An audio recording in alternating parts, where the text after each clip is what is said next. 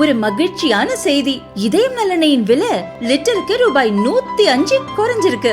September 2023ல 1 litre இதயம் நல்லெண்ணெயின் அதிகபட்ச விலை ரூபாய் 503. ஆனா இப்ப 1 லிட்டர் இதயம் நல்லெண்ணெயின் விலை ரூபாய் 398 மட்டும்தான் தமிழ்நாட்டுல. அப்ப இனிமே எல்லாரும் இதயம் நல்லெண்ணெய் வாங்கலாம் இல்ல?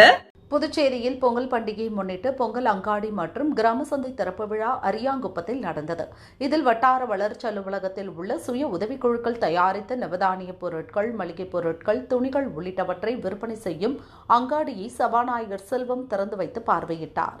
பொங்கல் பண்டிகையை முன்னிட்டு பொங்கல் சந்தை என்ற பெயரிலே வட்டார வளர்ச்சி அலுவலகத்தில் இருக்கின்ற சுய உதவி குழுக்கள் உற்பத்தி செய்த பல்வேறு பொருட்கள், நவதானிய பொருட்கள், மளிகை பொருட்கள், ஜவுளி பொருட்கள், உணவு வகைகள் மற்றும் பொங்கலுக்கு தேவையான உணவு வகைகள் ஆகிய அத்தனையும் மகளிர் சுய உதவி குழுக்களை கொண்டு இன்றைக்கு ஒரு மிகப்பெரிய சந்தையை அரியாங்குப்பம் வட்டார வளர்ச்சி அலுவலகத்தின் சார்பாக இங்கே ஏற்பாடு செய்துள்ளோம். இது பொதுமக்களுக்கு தேவையான பொங்கலுக்கு தேவையான அத்தனை வகையான பொருட்களும் இங்கே கிடைப்பதற்கான வாய்ப்பை ஏற்படுத்தி கொடுத்துள்ளோம்.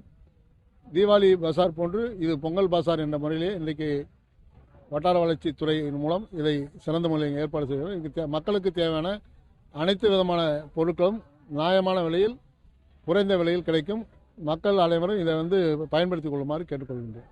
சட்டப்பேரவையில் ஒவ்வொரு மாநில துணைநிலை ஆளுநர்கள் வருகின்ற பொழுது தேசிய கீதம் முறைப்படி முதலில் வாசிப்பதும் பின்பு அந்த மாநிலத்தினுடைய வாழ்த்து தமிழ்தாய், நம்முடைய மாநிலத்தை பொறுத்த தமிழ்தாய் வாழ்த்து, புதுச்சேரி மாநில தமிழ்தாய் வாழ்த்தும், மற்ற மாநிலங்களே அந்தந்த மாநில வாழ்த்தும் பாடிய பிறகு கவர்னருடைய உரை நிகழும் என்பது மரபு. அது தமிழகத்தில் எவ்வாறு பின்பற்றப்படுகிறது என்று தெரியவில்லை. புதுச்சேரியை பொறுத்தவரை முதலில் தேசிய கீதம், பின்பு புதுச்சேரியுடைய தமிழ்தாய் வாழ்த்து, பின்பு கவர்னருடைய துணைநிலை ஆளுநருடைய உரை இருக்கும். முடிவு அதே மாதிரி தேசிய கீதம் இருக்கும். இது மரபு, ஒவ்வொரு மாநிலத்தினுடைய மரபு. அந்த மரபு அவங்க தமிழ்நாடு அரசு ஏன் பின்பற்றப்படவில்லை அவங்கள தான் கேட்கணும். ஒருவேளை அங்கே பின்பற்றப்படுகிறதா படவில்லையா என்பது நமக்கு தெரியல.